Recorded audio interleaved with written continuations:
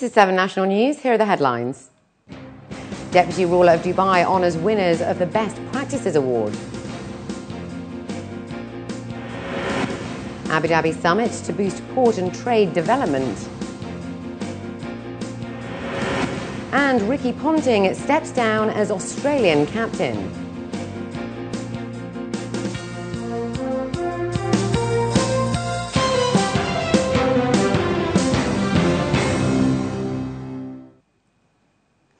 And in our top story, the 8th edition of the Dubai International Award for Best Practices 2010 recognised 12 winning organisations which have made a difference and improved lives across the globe.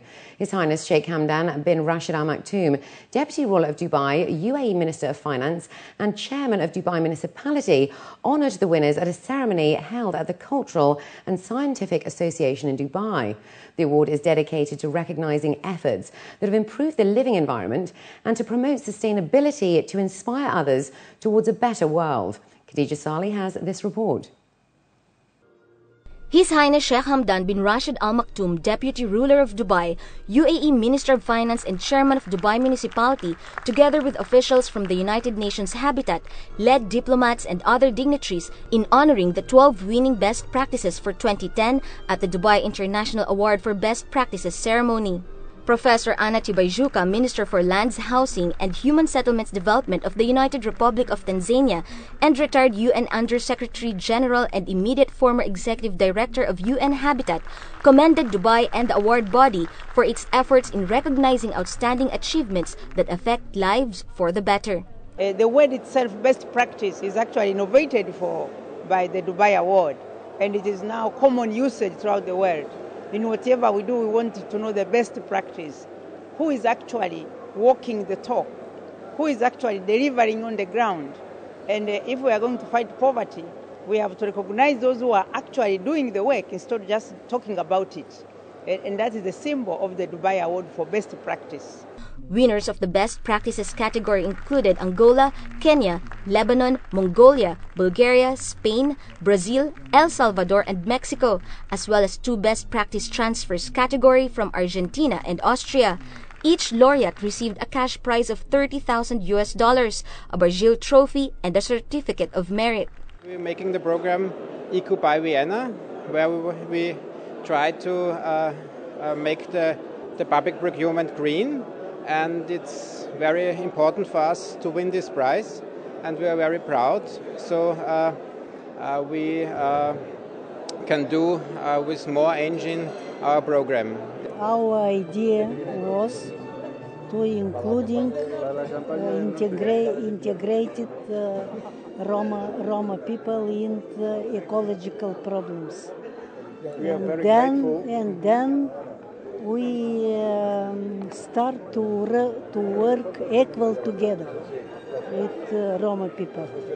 In 1995, the award began recognizing outstanding achievements that best addressed issues including safe housing, environmental management, eradication of poverty, and urban planning. We are looking forward to see this planet is healthier, is in a better condition. So if we save our environment, definitely we are saving ourselves. So that's why we are taking care of this, and that's why we are doing it. Over the years, the award body received and reviewed 4,400 practices from 155 countries, which are available online for others to take inspiration from. According to Dubai Municipality, it is essential to showcase efforts, big and small, which contributes to the advancement of communities and humanity as a whole. Khadija Salih, 7 National News. The first World Ports and Trade Summit began on Monday at the National Exhibition Centre in Abu Dhabi. The Abu Dhabi Ports Company hosted the summit, which was opened by His Highness Sheikh Hamad bin Zayed Al Nahyan, Chairman of Abu Dhabi Crown Prince's Court. Drawing together experts in international shipping and cargo from across the world, the summit was held at an important time in the development of the region's cargo and trade capability. Currently, some $46.5 billion is being spent on ports across the Middle East.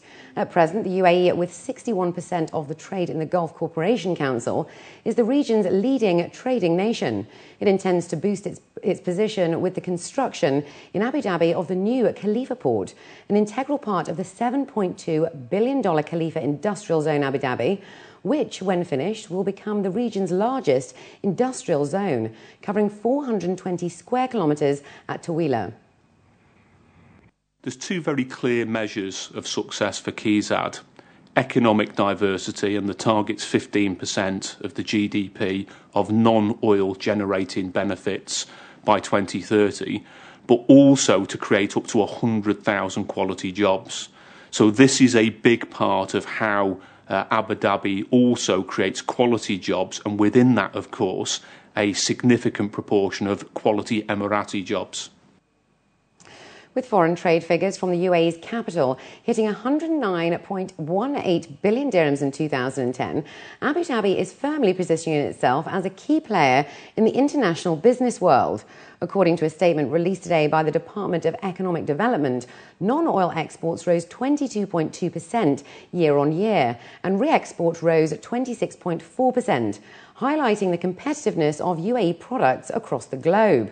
And as the Emirate drives forward its Economic Vision 2030 and the move to a sustainable knowledge-based economy, the Department of Economic Development has cited Hannover Messe 2011 taking place under the mantra of smart efficiency as an excellent opportunity to further position Abu Dhabi as an industrial hub across many oil and non-oil-based markets.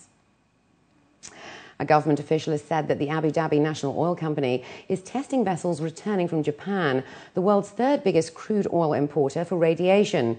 According to a local paper, UAE OPEC Governor Ali Obed al-Yabhouni says tests for radiation were being run on ships returning from Japan as a precaution.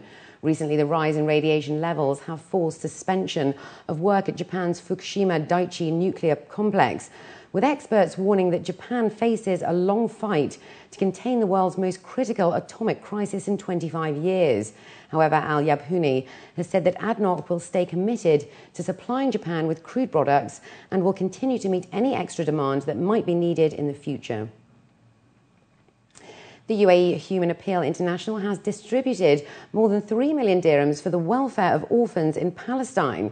Ibrahim al-Rashid, director of the High Bureau in the West Bank, said the aid was distributed within the framework of security against poverty network provided by the authority for the benefit of orphans in Palestinian territories. More than 6,000 families in Hebron, Nablus, Tulkam and Kalkia were benefited. And GEMS, the Dubai-based education provider, plans to spend around $300 million on expanding its network of schools across Kenya and could even list in the future. According to a local report, Dino Varki, Senior Director for Business Operations, said that GEMS aims to cater to 5 million students by 2024 and may offer its shares to the public to fund further expansion. The operator on Monday announced it would open its first Kenyan school in 2012. The school, which will cater to over 2,000 pupils from ages 3 to 18, will cost the provider around $40 to $50 million and will be the first of up to 10 in the country. And Dubai International Boat Show has just finished off a week of records, with exhibitors' sales expected to reach 1 billion dirhams as a direct result of the show, according to its organisers. More than 750 international companies and brands took part and attracted more than 26,000 visitors. Around 500 million dirhams worth of on-site sales were recorded, with exhibitors expecting around the same value to come, making the show the most effective springboard for many companies looking to expand in the region and beyond. The prestige of the show was again highlighted with a record number of global premieres and regional launches. 11 boats and other marine products were unveiled for the first time anywhere in the world, and 30 were put on sale for the first time in the Middle East. Local companies and individuals have partnered with Dubai-based Japanese restaurant Oku in a successful charity fundraiser in an effort to give some much-needed support and relief to victims of Japan's recent tragedies. Zoe Richards has this report. The devastating earthquake and tsunami which destroyed areas of Japan on March 11 now has an estimated death toll in excess of 18,000 people. Thousands more have been made homeless without the basic necessities of food, water or shelter. The shock and impact of the catastrophe continues to echo around the world. It's been a tragedy that's sort of happened, and rather than us express our ways in just sort of sending words and sort of help, we felt that it was right to maybe give a little bit back by doing a small charity event. Dubai-based Japanese restaurant Oku organised a charity benefit to raise funds and support which will be donated to the victims of Japan's recent tragedies. Local organisations and individuals attended and donated to the charity dinner and auction. There are almost 20,000 people are missing and then dead, so I want to share their sorrow and their pain together. So that's why we have a little, fundraising. True to authentic Japanese hospitality, both traditional and modern Japanese cuisine was served in a 6-course menu, with all proceeds going to the Japanese Red Cross. The money is going to, obviously going through the Japanese embassy and consulate here in Dubai, through Red Crescent to Red Cross in Japan. We've asked specifically that it goes to the families of fishermen and farmers in Japan to sort of help rebuild and restore and obviously help provide the food that we all love and the culture that Japan sort of brings the rest of the world. A silent auction of luxury products and sporting memorabilia were donated and bid for to help raise funds. Menu and T-shirt sales further keep Japan in the hearts and minds of Dubai residents. The evening dedicated to honouring and supporting Japan hopes to raise nearly 100,000 dirhams for menu sales and of course the silent auction. Oku will continue to provide donations to the Japanese Red Cross and provide a link for any Dubai residents who would like to show their support. Zoe Richards, 7 National News.